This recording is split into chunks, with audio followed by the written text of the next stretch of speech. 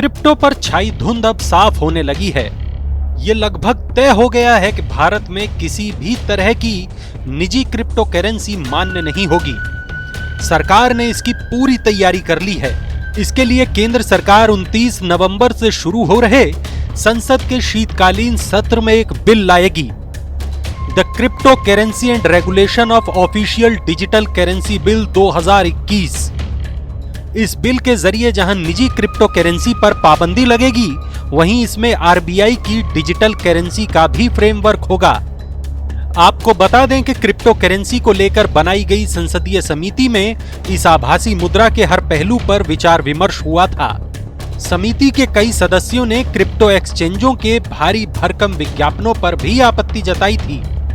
हालांकि अधिकतर सदस्य क्रिप्टो पर बैन के नहीं बल्कि इसे रेगुलेट करने यानी इसका नियमन किए जाने के पक्ष में थे।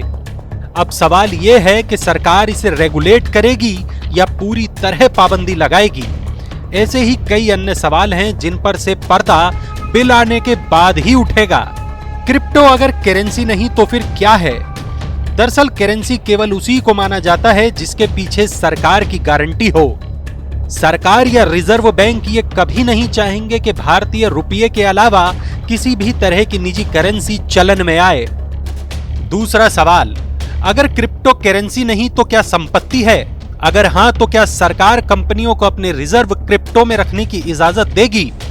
क्या इस संपत्ति पर कैपिटल गेन टैक्स लगेगा? अगर सरकार क्रिप्टो को संपत्ति मानती है तो कई कानूनों में बदलाव करना होगा। तीसरा सवाल, अगर करेंसी नहीं, संपत्ति नहीं और सरकार पूरी तरह इस पर पाबंदी लगाती है तो करोड़ों निवेशकों का क्या होगा?